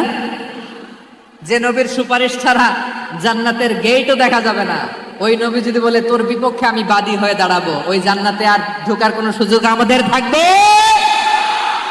এখানেই শেষ না আমার প্রিয় লালমনিরহাটের ভাইয়েরা, এখানেই শেষ নয়। বিশ্বনবী বলেন, মান কাতালা মুআহাদান, বুখারীর বর্ণনা, মান কাতালা মুআহাদান লাম ইয়ারাহ রাইহাতাল জান্নাহ। কেউ যদি, কোনো মুসলিম যদি অন্যায়ভাবে কোনো সংখ্যালঘুকে হত্যা করে, কোনো হিন্দুকে হত্যা করে, কোনো বৌদ্ধরে হত্যা করে, অন্যায়ভাবে কোনো মুসলিম যদি কোনো সংখ্যালঘুরে হত্যা করে, জান্নাতে যাওয়া তো দূরের কথা, ওই মুসলিম জান্নাতের ঘ্রাণও পাবে না। সেই বুখারীর বর্ণনা, মান কাতালা মুআহাদান লাম ইয়ারাহ রাইহাতাল জান্নাহ ওয়া ইন্না রিহাহা লা ইউজাদু মিন মাসিরাতি 40 আমা। যে জান্নাতের ঘ্রাণ 40 বছর দূরের রাস্তা থেকেই পাওয়া যায়। সুবহানাল্লাহ পড়েন। প্রিয় ভাইরা, এখান থেকে জান্নাতে পৌঁছতে লাগবে 40 বছর। এত দূর, কত বছর? সবাই বলেন কত বছর? এখান থেকে জান্নাতে পৌঁছতে লাগবে 40 বছর। এত দূরে থাকতেই জান্নাতের ঘ্রাণ আপনার নাকে এসে ধাক্কা মারবে। বিষ্ণুই বলেন, যে ব্যক্তি কোনো সংখ্যালঘুকে হত্যা করে, জান্নাতের ঘ্রাণ তো পাবেই, জান্নাতে তো ঢুকতে পারবেই না, জান্নাতের ঘ্রাণও তার নাকে লাগবে না। পড়েন না আউযুবিল্লাহ। তাহলে সংখ্যালঘুদের ব্যাপারে ইসলামে অধিকার দেয়া আছে না নাই? লালমনিরহাটের ভাইয়ের আওয়াজ করে বলেন, আমার সংখ্যালঘু হিন্দু ভাইদের রাইটস, অধিকার আমাদের ইসলামে প্রোটেক্টেড আছে না নাই? এখানেই শেষ না। বিষ্ণু ইসলাম আপনার অমুসলিম প্রতিবেশীর সাথে ভালো আচরণ করতে বলেছে। আমাদের হয় না এটা মুসলিম পাড়া, ওটা বৌদ্ধ পাড়া, হয় না? অনেক সময় হয় না এটা আমাদের মুসলিম পাড়া, ওইটা হিন্দু পাড়া, এরকম আছে না নাই? লালমনিরহাটে নাই না? আছে? হিন্দু যদি আপনার প্রতিবেশী হয় কি করবেন? ওরে কষ্ট দিবেন নাকি? কেন? ও তো হিন্দু, ও তো আমার আল্লাহরে ডাকে না, ওরে কষ্ট দিলে যায় যাবে না? খবরদার। বিষ্ণু ইসলাম বলেন, মান কানা ইউমিনু বিল্লাহ ওয়াল ইয়াউমিল আখির ফালিউকরিম জারাহ। যে আল্লাহ বিশ্বাস করে আর আখেরাতে বিশ্বাস করে সেজন্য প্রতিবেশীর সাথে ভালো আচরণ করে। সুবহানাল্লাহ। কলিজা জুড়ায় যায় না আমার নবীর কথাগুলো শুনলে? যে আল্লাহ বিশ্বাস করে, যে আখেরাতে বিশ্বাস করে সেজন্য প্রতিবেশীর সাথে ভালো আচরণ করে। এখানে বলছে মুসলিম প্রতিবেশী বলছে, নামাজি প্রতিবেশী বলছে, আল্লাহওয়ালা প্রতিবেশী বলছে না। প্রতিবেশী আস্তিক হোক নাস্তিক হোক, প্রতিবেশী মুমিন হোক মুশরিক হোক, প্রতিবেশী হইলেই তার সাথে ভালো আচরণের দরকার আছে না নাই? আমার প্রিয় লালমনিরহাটের ভাইয়েরা, বিষ্ণু ইসা ইসলাম ওনার ইহুদি প্রতিবেশীদের দেখাশোনা করতেন। আওয়াজ না শোনা যাক, আমারও তো দেখা যায়, আমারও তো দেখা যায়। তাকায় থাকেন, তাকায় থাকলে সওয়াব হবে। কোরআনের কথা যেখান থেকে হয় এদিকে তাকায় থাকলেই বরকত। তাকায় থাকেন। জি জি, মাইক, আমি তার মাইক ঠিক করতে আসি না এদিকে, এই মাইক ঠিক করব ওই মাইক ঠিক করব, ওদিকে পাইলট বলবে হুজুর চলে আসেন। জি বসুন বসুন, মাশাআল্লাহ। হ্যাঁ খুব শান্ত, ঠিক আছে। পুলিশ ভাইরা না খেয়ে দিনরাত আপনারা যাতে সুশৃঙ্খল একটা প্রোগ্রাম উপহার পান এটাই চেষ্টা করতেছে, আপনাদেরকে কষ্ট দিতে আসে নাই, একটু একটু সহযোগিতা করেন। জি মাশাআল্লাহ, হ্যাঁ ঠিক আছে। আমার প্রিয় ভাইরা, প্রতিবেশী আস্তিক হোক নাস্তিক হোক, মুসলিম হোক হিন্দু হোক, তার সাথে ভালো আচরণ করতে হবে। বিষ্ণু ইসা ইসলাম ওনার ইহুদি প্রতিবেশীর বাসায় যেতেন। কোন প্রতিবেশী? ইহুদি। আওয়াজ করে বলেন, কোন প্রতিবেশী? ইহুদি। এক ইহুদি কিশোর বিষ্ণু ইসা ইসলামের খেদমত করতে, ইহুদি ছেলে আমার নবীর খেদমত করতো, তারা ছিল নবীর প্রতিবেশী। তো অনেক দিন হয় ইহুদি ছেলেটা আসে না। বিষ্ণুনবী খোঁজ দিলেন, ঘটনা কি? একটা ইহুদি ছেলে না আমার খেদমতে আসতো, ছেলেটা কই? খোঁজ নিয়ে জানলেন ছেলেটা অসুস্থ। বিষ্ণু ইসা ইসলাম ওই ইহুদির বাড়িতে চলে গেলেন ওই ছেলেটাকে দেখা করার জন্য, ভিজিট করার জন্য। সুবহানাল্লাহ পড়বেন না? গেলেন, যে দেখে ইহুদি ছেলেটা মুমূর্ষ, জান জান যায় যায় ভাব, বিছানায় পড়ে আছে, তার বাবা দাঁড়ানো। বিশ্বনবী তার মাথার পাশে বসলেন, মাথায় হাত বুলিয়ে দিলেন, আর ছেলেটাকে বললেন আসলিম, হে ইহুদি ছেলে আসলিম, ইসলাম ধর্ম গ্রহণ করো। তো ছোট্ট ছেলে ভাবে আমরা ইহুদি, এখন ইসলাম ধর্ম গ্রহণ করলে আব্বা যদি বকা দেয়। ফানাযারা ইলা ওয়াজহি আবি, ছেলেটা তার বাবার চেহারার দিকে তাকালো, দেখি আব্বা কি কয়। আব্বা যদি বলে তাইলে ইসলাম ধর্ম গ্রহণ করবে। ইহুদি ছেলেটা তার বাবার দিকে যখন তাকালো, ওর বাবা বলে আতি আবুল কাসিম, আবুল কাসিম যা বলে তাই করো। আবুল কাসিম হচ্ছে বিষ্ণু ইসা ইসলামের একটা কুনিয়াত, উপনাম। আমার রাসূলের বড় ছেলের নাম ছিল কাসেম। যেমন দেখবেন আমাদের এলাকায় কারো ছেলের বড় ছেলের নাম যদি হয় আব্দুল্লাহ, এরা আব্দুল্লাহর বাপ বলে ডাকে। কারো বড় মেয়ের নাম যদি হয় ফাতেমা, এরা কি ডাকে? ফাতেমার বাপ বলে না? তো বিষ্ণু ইসা ইসলামের বড় ছেলের নাম ছিল কাসেম। ইহুদি বাবা বলল আতি আবুল কাসেম, আবুল কাসেম যা বলে তাই শোনো, মানে মোহাম্মদ যা বলে তাই শোনো। এই কথা শুনে ছেলে সাহস পাইছে, ছেলে আবার পড়তে আরম্ভ করলো আশহাদু আল্লাহ ইলাহা ইল্লাল্লাহ ও আশহাদু আন্না মুহাম্মাদার রাসূলুল্লাহ, পড়েন আল্লাহু আকবার। বিশ্বনবীর আহ্বান শুনে ওই আহ্বানে সাড়া দিয়ে ইহুদি ছেলে শাহাদা পড়ে মুসলমান হয়ে গেল। তার হৃদয়টারে ইমানের নূর দিয়ে আলোকিত করে দিল কে? প্রিয় ভাইরা, এবার রাসূল সাল্লাল্লাহু আলাইহি ওয়াসাল্লাম বের হয়ে আসলেন ঘর থেকে, আর বললেন আলহামদুলিল্লাহিল্লাযী আনকাযাহু মিনান নার, প্রশংসা সে আল্লাহর যে আল্লাহ জাহান্নামে চলে যাচ্ছিল প্রায় এমন একটা লোককে মুহূর্তের মধ্যে কালেমায়ে শাহাদাতের বদৌলতে জান্নাতি বানায় দিলেন। আওয়াজ করে পড়েন সুবহানাল্লাহ। এই হাদিস থেকে আমরা কি শিখলাম? What is the moral of the story? এক নম্বর স্টোরি হলো, প্রতিবেশী ইহুদি হোক হিন্দু হোক, যাবেন, সুসম্পর্ক রাখবেন, উপহার দিবেন, বিপদে পাশে দাঁড়াবেন, তাইলেই তো আপনাদের প্রতি, মুসলমানদের প্রতি তারা আকৃষ্ট হবে, ঠিক কিনা বলেন? আপনি যদি হিন্দুদের সাথে বৌদ্ধদের সাথে নাই মিশেন, নাস্তিকের কাছে নাই যান, তো ইসলামের সৌন্দর্যটা ওরা বুঝবে কেমনে? আমার অনেক হিন্দু পরিচিত ভাই আছে, ওরা আমাদের ইফতারির প্রোগ্রামে এসে একসাথে ইফতারি করে। অনেক মদখোর আমার সাথে বসে একসাথে ডিনার করে, হাফ প্যান্ট পরা, গলায় স্বর্ণের চেইন, হাতে স্বর্ণের ব্রেসলেট, আইসা আমার সাথে ডিনার করছে, আছে এরকম। গাঁজাখোর, আমি বলে আসো, welcome welcome to my dinner, আসো বসো।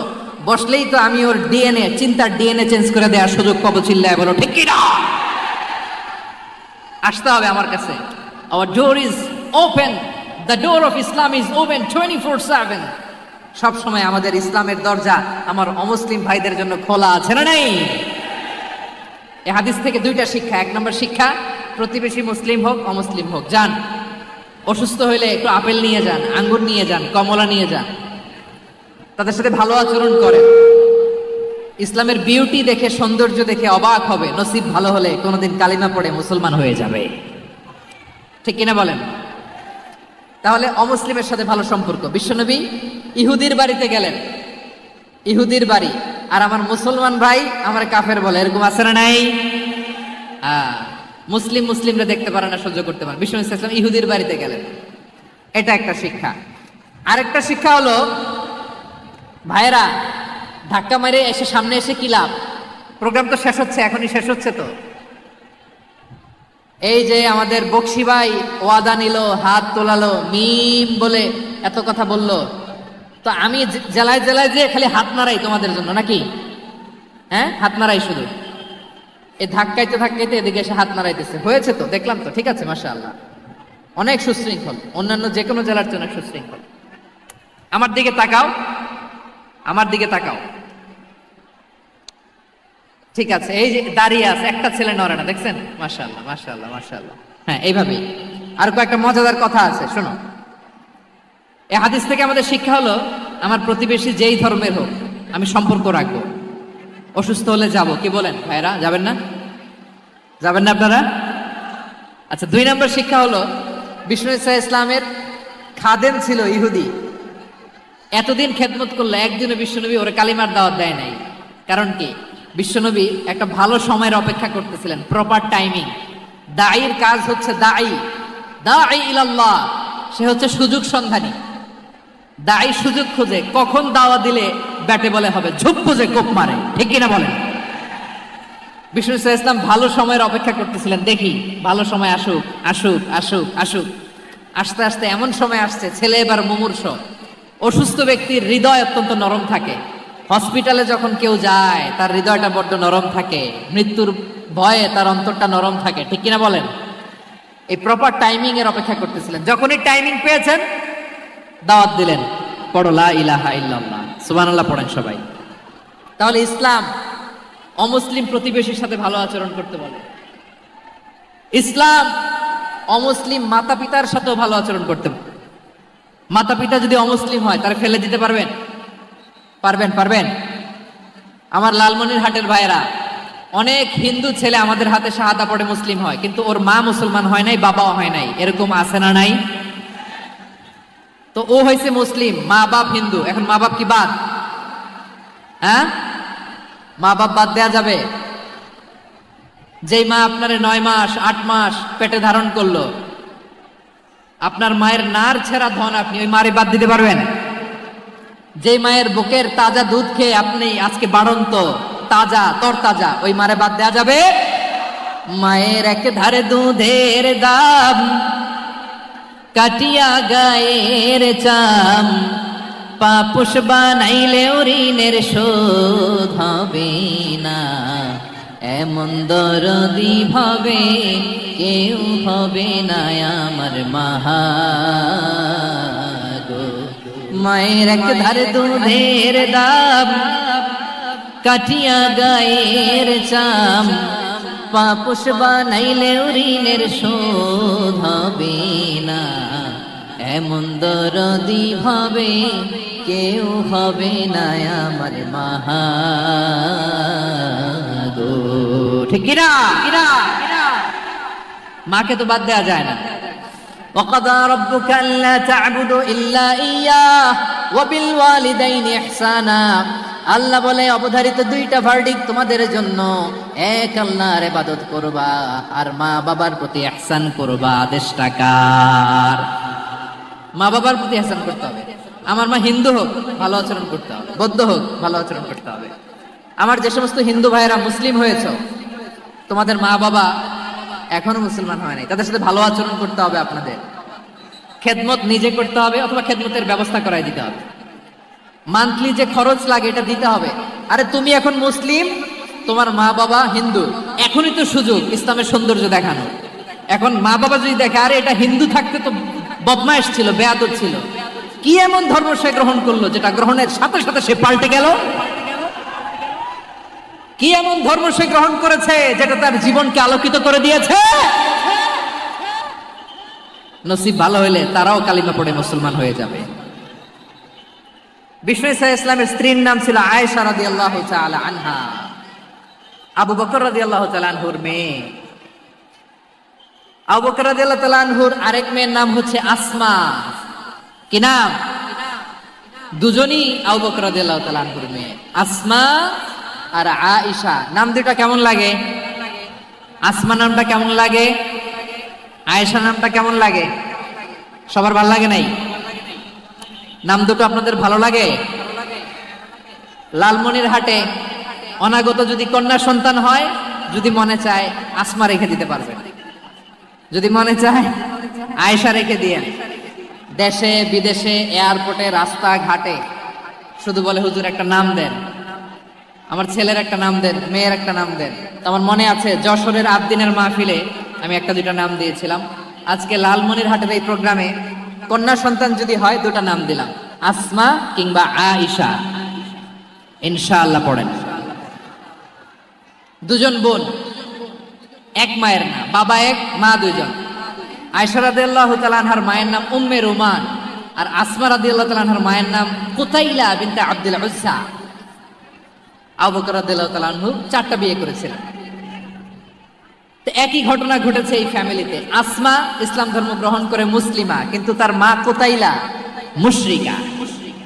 আই রিপিট, বোঝার জন্য আমি আবারও বলি, আসমা রাদিয়াল্লাহু তাআলা আনহা মুসলিমা, আর আসমার মা কুতাইলা, আওয়াজ করে বুঝে থাকলে বলেন, আসমার মা মুশরিকা। তার মানে মেয়ে মুসলিম, মা অমুসলিম। ভেজাল আছে না নাই? কিন্তু কুতাইলা আর ধৈর্য ধারণ করতে পারে না। নার ছেড়া ধন, কলিজার টুকরা ধন, কলিজার টুকরা সন্তান আসমারে দেখতে বড্ড মন চায়। সাইয়েদনা আসমা রাদিয়াল্লাহু তাআলা আনহা মক্কা থেকে হিজরত করে মদিনায় চলে গেলেন হুদাইবিয়ার পর। যখন মক্কা মদিনার ট্রাফিক স্বাভাবিক হলো, মক্কার লোক মদিনায় যায়, মদিনার লোক মক্কায় আসে।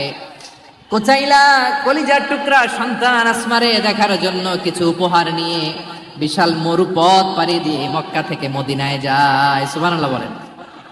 এখন মা আসছে মেয়ের সাথে দেখা করতে, মেয়ে তো আর দেখা দেয় না। মেয়ে ভাবছে আমার মা তো মুশরিকা, অপবিত্রা, তার সাথে কি দেখা দেয়া যাবে? বিশ্বনবীর দরবারে চলে গেলেন। সুবহানাল্লাহ বলেন। কি সৌভাগ্যবান ছিল তারা, মাসলা জানার দরকার হলেই নবীর দরবারে চলে যেত। ঘরে বউয়ের সাথে ঝগড়া হলে নবীর দরবারে চলে যেত। অনেক সাহাবী বলে আমার পেটে ক্ষুধা লাগলো আমি নবীর কাছে চলে যেতাম, কারণ নবীর চেহারার দিকে তাকালেই আমার পেটের ক্ষুধা মিটে যেত। সাইয়েদনা আসমা রাদিয়াল্লাহু তাআলা আনহা বিশ্বনবীর কাছে চলে গেলেন, যে বললেন ইয়া রাসূলুল্লাহ ইয়া হাবিবাল্লাহ ইন্না উম্মি কাদিমাতুন ইলাইয়া ওয়া হিয়া রাগিবা। আমার মা মক্কা থেকে অনেক দূর মরুর পথ পাড়ি দিয়ে উপহার সামগ্রী নিয়ে মদিনায় আমার সাথে দেখা করতে এসেছে গো নবী। আমার জানতে বড্ড ইচ্ছে হয় আমি আমার মুশরিকা মায়ের সাথে একটু দেখা করতে পারবো কিনা। আফা আসিলুহা, আগে যেমনি আমি আমার মায়ের সাথে ভালো আচরণ করতাম, যেমনি আমি আমার মায়ের সাথে সদাচরণ করতাম গো নবী, এখন আমি মুসলিমা মা মুশরিকা, এখনো কি আগের মতো সদাচরণ করতে পারবো নাকি? বিশ্বনবী বললেন নাম সিদিহা, হ্যাঁ রে আসমা, অবশ্যই অবশ্যই, আগে ঠিক যেমন তুমি তোমার মায়ের সাথে ভালো আচরণ করতে, এখনো তেমনি আগের মতো ভালো আচরণ করবা। আওয়াজ করে পড়েন সুবহানাল্লাহ। কি ইসলাম আমরা পেয়েছি! কত ব্রড মাইন্ডেড আমাদের ইসলাম, কত ওপেন মাইন্ডেড ইসলাম, কত ওপেন আপ করতে পারে, চিন্তা করতে পারেন।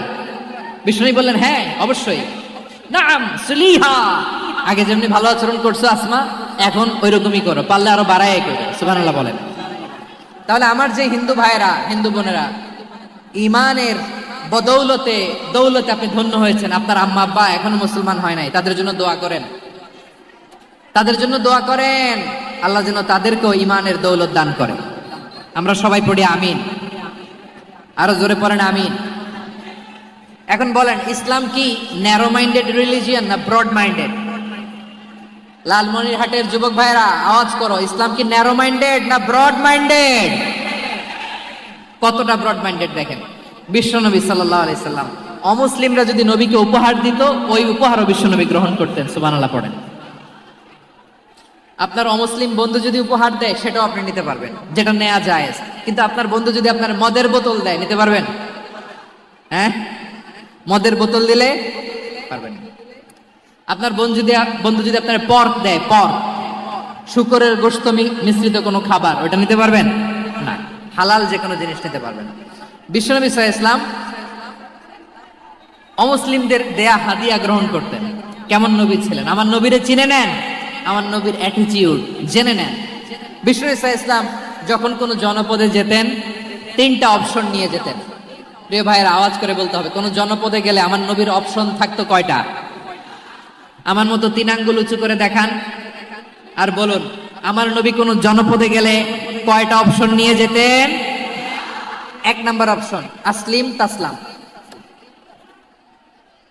নতুন এলাকায় গেলে বলতেন আসলিম তাসলাম, ইসলাম ধর্ম গ্রহণ করো, শান্তিতে থাকবা, আমার ভাই হয়ে যাবে, আমরা ভাই ভাই। ইসলাম মানো, আমরা ভাই ভাই। অপশন নাম্বার কত?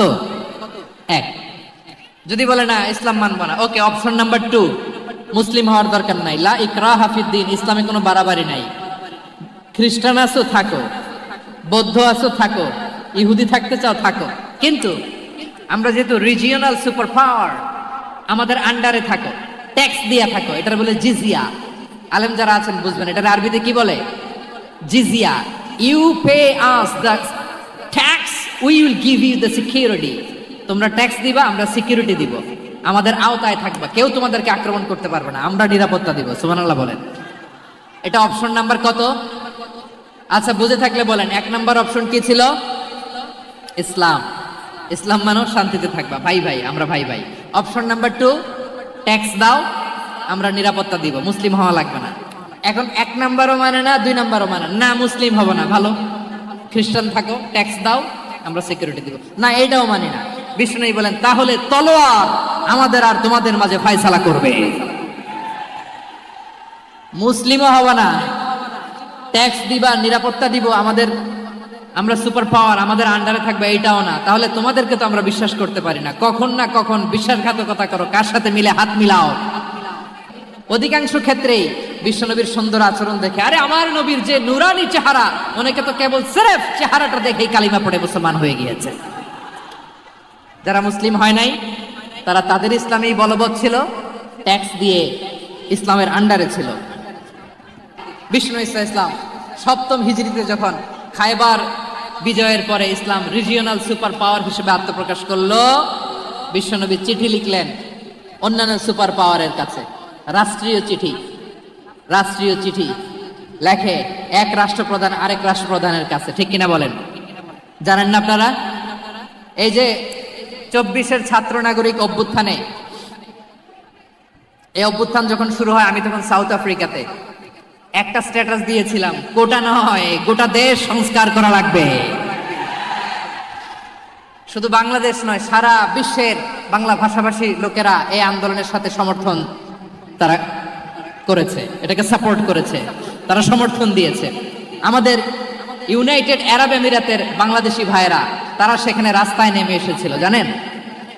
ওইখানে ডেমনস্ট্রেশন করা যায় না, সেখানকার সরকার তাদেরকে যাবজ্জীবন দিয়েছিল। তখন আমাদের এই যে প্রধান উপদেষ্টা ডক্টর মোহাম্মদ ইউনূস সরাসরি G2G বলে, এটা G2G, government to government, G2G, উনি চিঠি লিখলেন যে তাদেরকে, ইউর হাইনেস, হে সম্মানিত আমির, আপনি আমার এই চিঠির কারণে আমার সম্মানে এই 53 জন বাংলাদেশিকে মাফ করে দেন। এই চিঠির বদৌলতে বেকসুর খালাস পেয়ে গিয়েছিল আমাদের ভাইরা। জানেন না এই ঘটনা আপনারা? তাহলে গভর্নমেন্ট টু গভর্নমেন্ট চিঠি দেওয়া হয়। 7ম হিজরিতে বিষ্ণু ইসলাম সব সুপার পাওয়ারের কাছে চিঠি দিলেন, রোমান সম্রাটের কাছে, পারস্য অধিপতির কাছে, মিশরের অধিপতির কাছে, সবার কাছে চিঠি লিখলেন। চিঠির ভাষা ছিল এরকম, মিন মুহাম্মাদিন রাসূলিল্লাহ ইলা মুকাওকিস আযীমিল কিবত, মুহাম্মদ রাসূলুল্লাহর পক্ষ থেকে মিশরের বাদশার কাছে, আসলিম তাসলাম, ইসলাম মানো, শান্তিতে থাকবা, সালামুন আলা মান ইত্তাবা আল হুদা, শান্তি তার জন্য যে হেদায়েতের অনুসরণ করে। সুবহানাল্লাহ পড়েন। তো এই চিঠি অনেকে ভালোভাবে রিসিভ করেছে, অনেকে এই চিঠি পাওয়ার পরে নবীর কাছে আবার ইন রিটার্ন উপহার পাঠিয়েছে। কি পাঠিয়েছে? উপহার। মিশরের বাদশাহ মুকাউকেস তিনি বিশ্বনবীকে বিশাল এক উপহারের ডালি পাঠিয়েছেন। মিশরের বাদশাহ মুকাউকেস ছিলেন ধর্মে খ্রিস্টান। লালমনিরহাটের ভাইয়েরা আওয়াজ করে বলেন, মিশরের বাদশাহ ধর্মে কি ছিল? খ্রিস্টান। কি উপহার দিয়েছিল আমার নবীকে? শুনতে মনে চায়? আওয়াজ নাই লালমনিরহাটের গলায়। শুনতে মনে চায়? 1000 স্বর্ণ মুদ্রা। 1000 স্বর্ণ মুদ্রা। 2টা খ্রিস্টান দাসী, একজনের নাম মারিয়া বিনতে শামাউন আল কিবতিয়া, আরেকজনের নাম সিরিন বিনতে শামাউন আল কিবতিয়া। একজন খ্রিস্টান দাস 20 থান কাপড় জামা বানানোর জন্য, আমরা নবী যেন সেলাই করে জামা বানাতে পারে এজন্য 20 থান কাপড়, 20 থান ফাইন গার্মেন্ট। সুবহানাল্লাহ বলবেন না? এরপরে একটা গাধা যেটার নাম ছিল উফাইর, আর একটা খচ্চর এটার নাম ছিল দুলদুল। খচ্চর চিনেন? গাধা আর ঘোড়ার ক্রসিং এ যে প্রাণীটা দুনিয়াতে আসে ওটার খচ্চর বলে। তো এই যে সুপার পাওয়ার খ্রিস্টান বাদশার কাছে নবী চিঠি লিখলেন, ওই খ্রিস্টান বাদশাহ আমার নবীকে উপহার দিল। বিশ্বনবী এই উপহারগুলো সানন্দে গ্রহণ করেছে। সুবহানাল্লাহ পড়বেন না? তাহলে অমুসলিম কেউ যদি আপনাকে উপহার দেয়, হালাল উপহার হলে আপনি গ্রহণ করতে পারবেন। অনুরূপভাবে পারস্যের বাদশাহ রোম সম্রাট বিশ্বনবীকে উপহার পাঠিয়েছেন। আমার নবী সবগুলো উপহার গিফট গ্রহণ করেছেন। সুবহানাল্লাহ বলেন। তাহলে প্রিয় লালমনিরহাট আওয়াজ করে বলুন, ইসলাম কি ন্যারো মাইন্ডেড রিলিজিয়ন না ব্রড মাইন্ডেড? আম্মাজান আয়েশার কাছে মাসালা জানতে চায় মেয়েরা, হে আম্মাজান, অগ্নি উপাসকেরা তাদের ঈদের দিন নওরোজের সময় আমাদেরকে পাখি দেয়, নেওয়া যাবে? উনি বললেন, ওরা জবাই করে দিলে নেওয়া যাবে না, কিন্তু ওরা যদি ফলমূল এরকম খাবার দেয় এগুলো নেওয়া যাবে। তার মানে অমুসলিমদের দেয়া উপহার এটা গ্রহণ করা যায়। সুবহানাল্লাহ বলেন। শুধু তাই নয়, বিষ্ণু ঈসা ইসলাম অমুসলিমদের সাথে আর্থিক লেনদেনও করেছেন, ফিনান্সিয়াল ডিলিং করেছেন। অমুসলিমদের সাথে প্রয়োজনে আপনি ফিনান্সিয়াল ডিলিং করতে পারবেন। আমরা প্রায় দেখি বাজারের মিষ্টির দোকানগুলো আমার হিন্দু ভাইদের। লালমনিরহাটে মিষ্টির দোকান, দইয়ের দোকান কারা চালায়? হিন্দুরা চালায় না? তারপরে যে বারবার শপ চুল কাটে যে নাপিত, অধিকাংশ নাপিতের দোকানে কারা? আমার হিন্দু ভাইরা। আপনি চুল কাটতে পারবেন কিনা? পারবেন কিনা বলেন? পারবেন। তার দোকান থেকে দই মিষ্টি কিনতে পারবেন কিনা? হ্যাঁ, আমার মুসলিম ভাইয়ের দোকান থাকলে ওইটারে আমি বেশি প্রায়োরিটি দিব, ঠিক কিনা? কিন্তু যদি তাদের সার্ভিস নিতে চান, প্রোডাক্ট নিতে চান, পারবেন। তার দলিল সহিহ বুখারী, আম্মা জান আয়েশা রাদিয়াল্লাহু তাআলা আনহা বলেন, ইশতারা রাসূলুল্লাহ সাল্লাল্লাহু আলাইহি ওয়াসাল্লাম মিন ইয়াহুদিয়িন তুআমান ওয়া রাহানাহু দিরআহু মিন হাদিদ। রাসূল সাল্লাল্লাহু আলাইহি ওয়াসাল্লাম এক ইহুদির কাছ থেকে, কার কাছ থেকে? সবাই বলে নাই কার কাছ থেকে? আমার নবী, পেয়ারা নবী এক ইহুদির কাছ থেকে জব কিনেছিল। জব, বার্লি, যেটা দিয়ে রুটি বানায়। ওই জবের দাম দেওয়ার টাকা পয়সা নবীর কাছে ছিল না। ফলে নবী ওনার একটা পোশাককে মর্গেজ রেখেছিলেন, মর্গেজ, বন্ধক, যে এখন এটার দাম দিতে পারবো না, কয়েক কেজি বার্লি নিয়ে যাই আর বন্ধক হিসেবে আমার জামাটা রেখে গেলাম, যেদিন দাম দিব ওই দিন জামাটা ছুটাই নিয়ে যাব। সুবহানাল্লাহ পড়বেন না?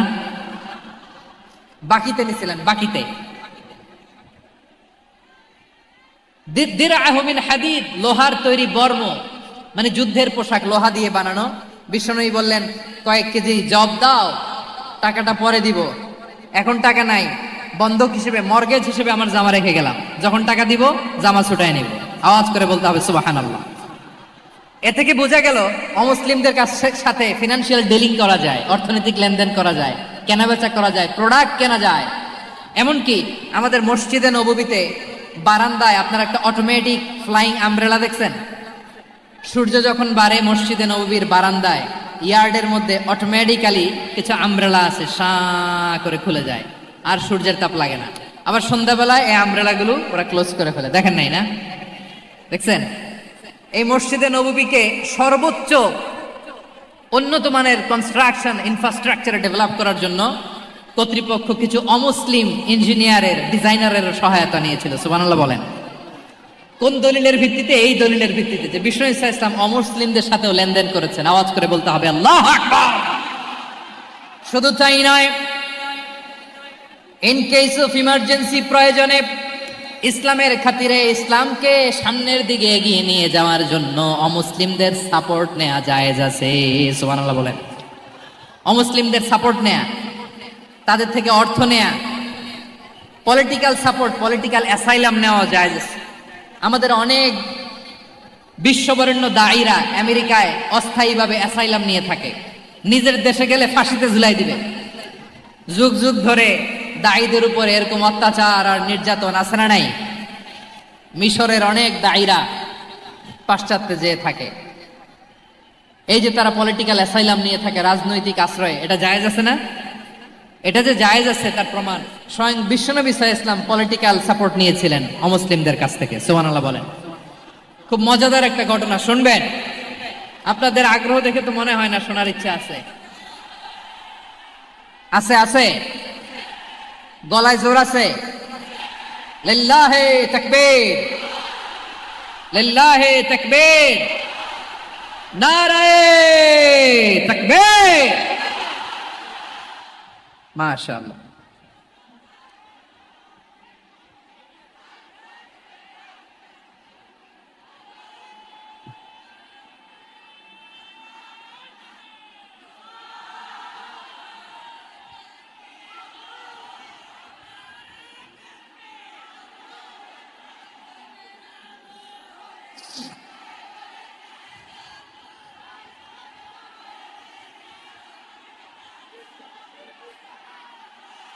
মাশাআল্লাহ মাশাআল্লাহ।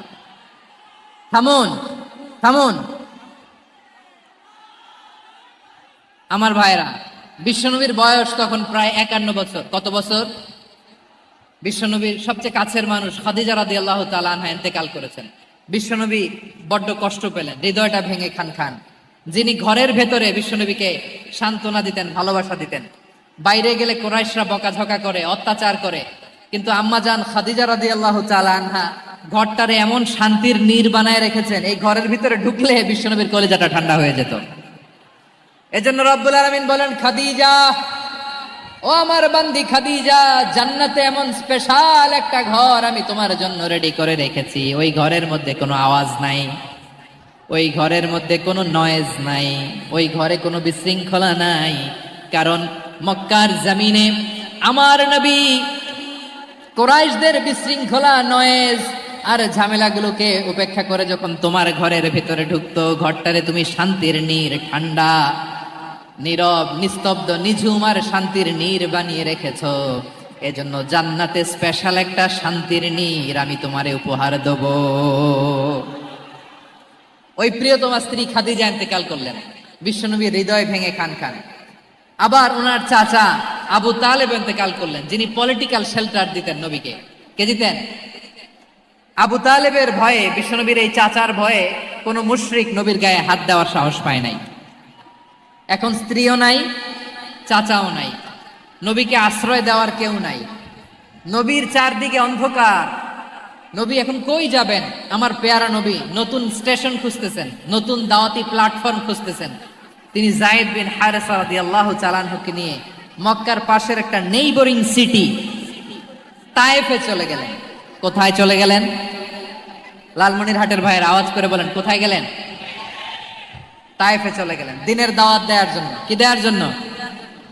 নাকি জমি কিনতে গেছিলেন? জমি কিনতে, দুনিয়ার যশ খ্যাতির জন্য, নিজের কোনো লাভের জন্য?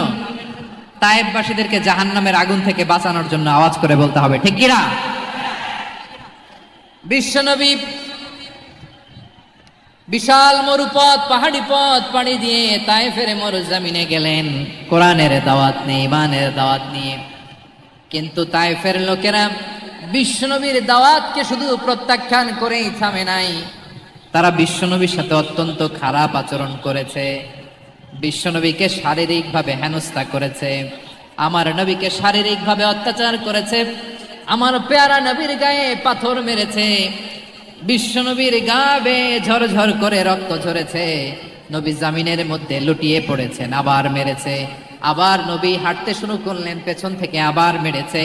আবার নবী রক্তাক্ত হয়ে জামিনের মধ্যে লুটিয়ে পড়লেন, আবার মেরেছে। বিশ্বনবীর মতো এত সুশ্রী মানব, বিশ্বনবীর মতো এত শুভ্র মানব, বিশ্বনবীর মতো এমন চমৎকার দেহাবয়ব দিয়ে রব্বুল আলামিন কাউকে বানান নাই। এরকম চমৎকার মানুষটাকে তারা তায়েফের ওই জমিনে রক্তাক্ত করেছে। বিশ্বনবী দুনিয়ার কোনো স্বার্থের জন্য সেখানে যান নাই, নিজের কোনো লাভের জন্য, প্রাপ্তির জন্য যান নাই।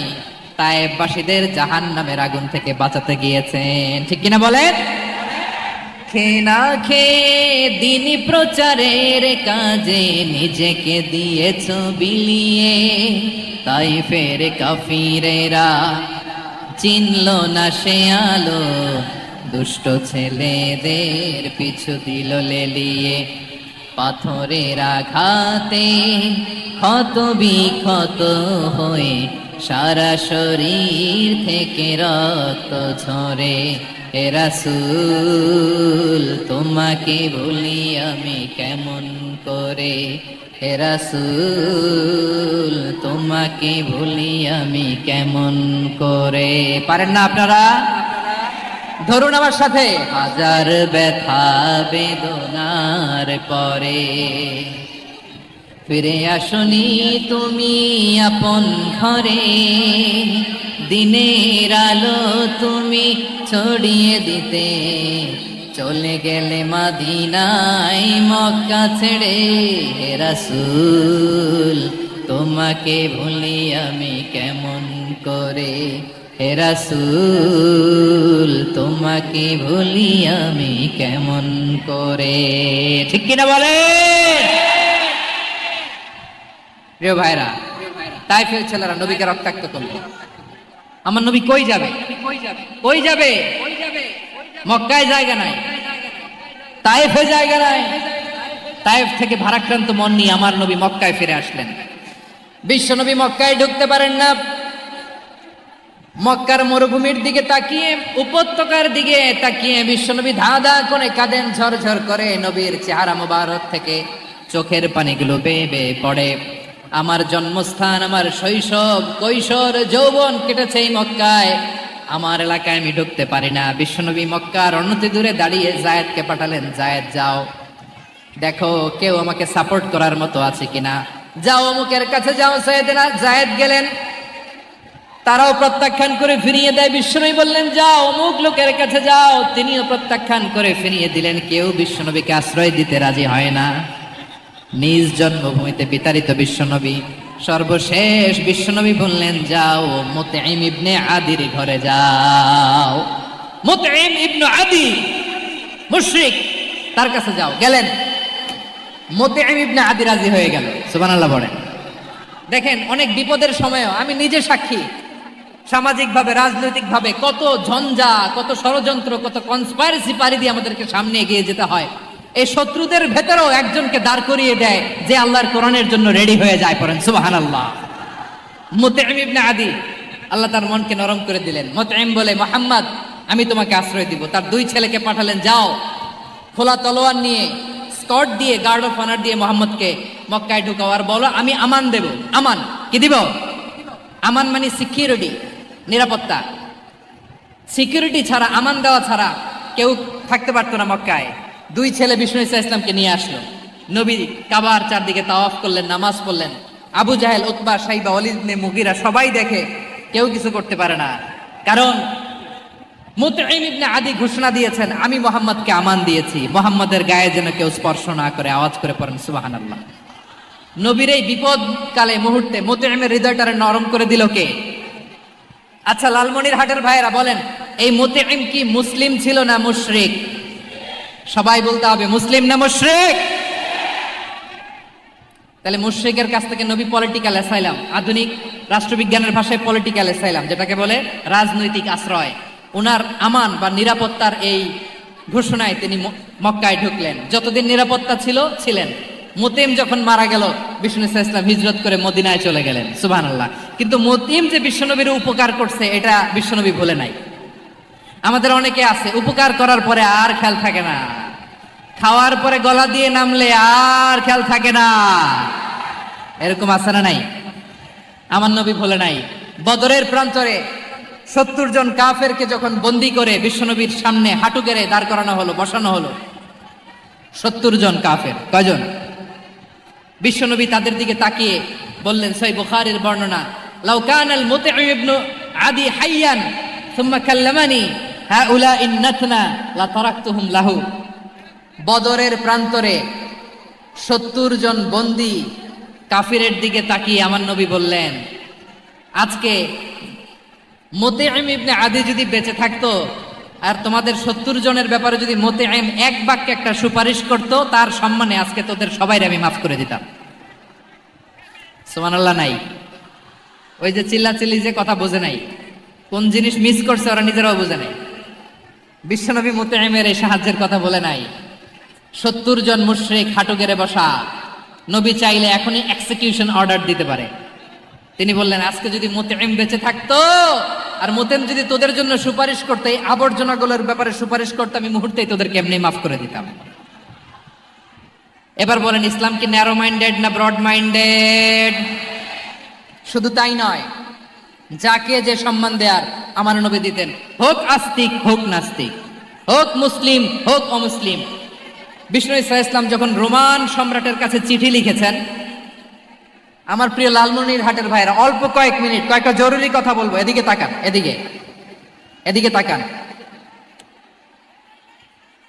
রোমান সম্রাটের কাছে বিশ্বনবী যখন চিঠি লিখলেন মিন মুহাম্মদ রাসূলিল্লাহ ইলা হিরাকলা আযীমির রোম, মুহাম্মদের পক্ষ থেকে হিরাক্লিয়াসের কাছে, যিনি হচ্ছেন আযীমির রোম। এটা নবী নিজ থেকে বানায় লিখছেন, অতিরিক্ত সম্মান দিয়ে।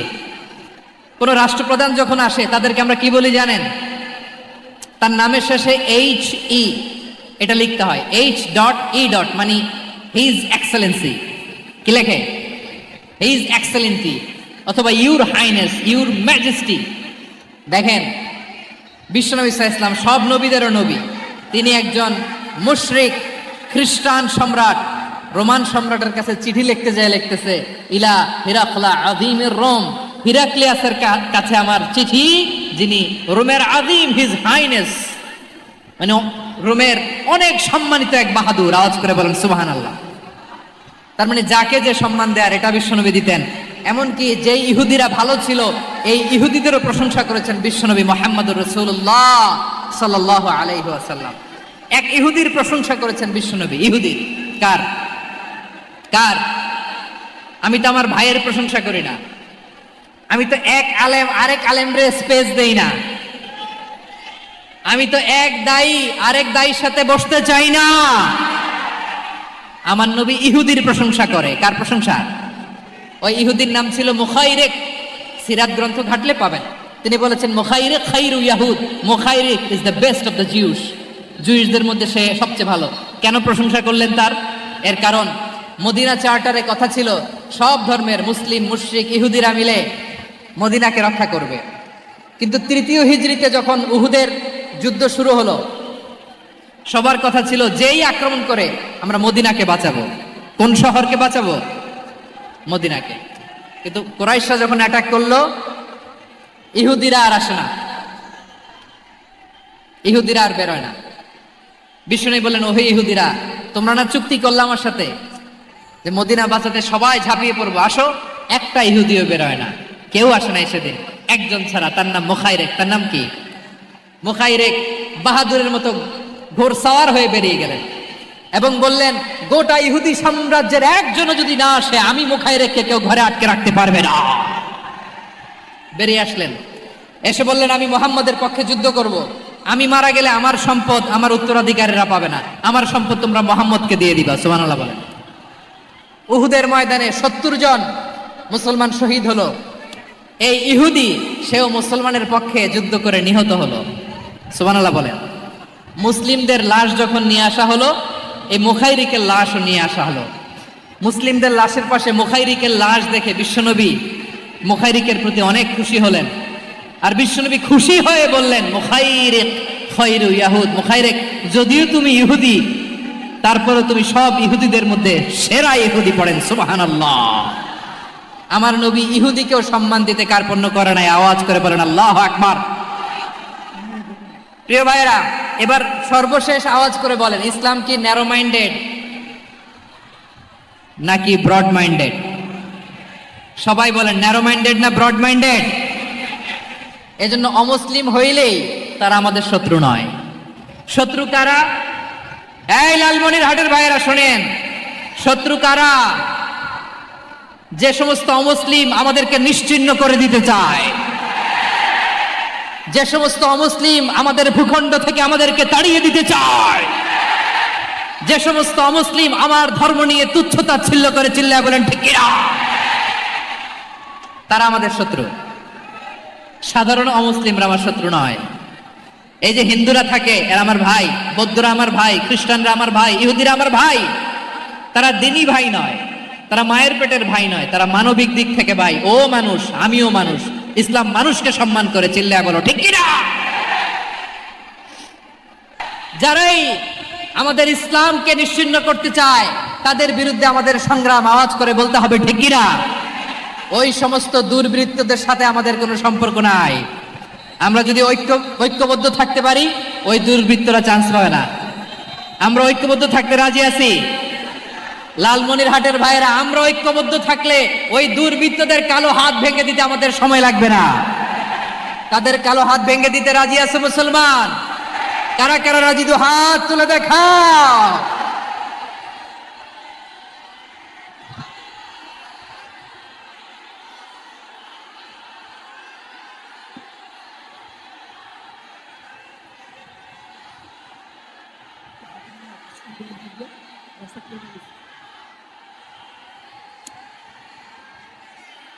আমার প্রাণ প্রিয় লালমনিরহাটের ভাইয়েরা, শত্রু কাফের আর অশত্রু কাফেরের মধ্যে পার্থক্য আছে না নাই?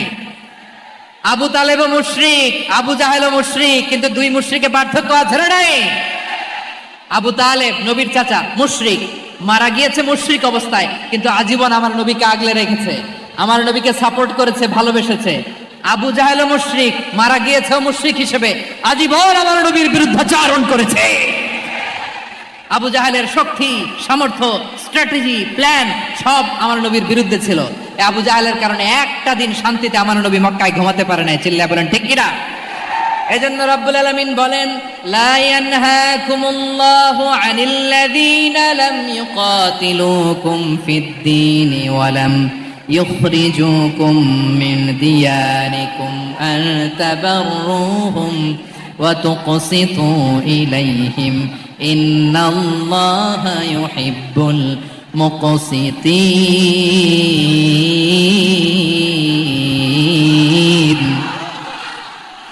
আল্লাহ বলে, গোলামেরা শোনো শোনো, যে সমস্ত অমুসলিম তোমাদের সাথে ধর্মযুদ্ধে লিপ্ত হয় না, তোমাদের বিরুদ্ধে যে সমস্ত অমুসলিম অস্ত্র ধরে না, যে সমস্ত অমুসলিম তোমাদেরকে তোমাদের জন্মস্থান থেকে, ভূখণ্ড থেকে তাড়িয়ে দেয় না, তাদের সাথে ভালো আচরণ করতে আমি আল্লাহ নিষেধ করি নাই। তাদের সাথে সদাচরণে কোনো নিষেধাজ্ঞা নাই, বরং তাদের সাথে সদাচরণ করো, এটাই আমি আল্লাহ চাই।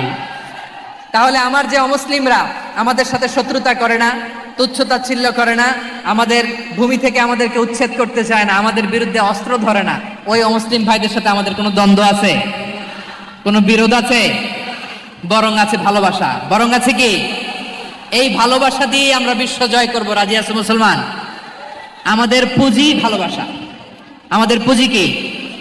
এবার আওয়াজ করে বলেন, আমার এই পুরো আলোচনা থেকে the religious coexistence, peaceful coexistence, শান্তিপূর্ণ সহাবস্থান, কমিউনাল হারমোনি, এই সাম্প্রদায়িক সম্প্রীতি, এই আলোচনা থেকে কি বুঝলেন? ইসলাম কি ন্যারো মাইন্ডেড না ব্রড মাইন্ডেড?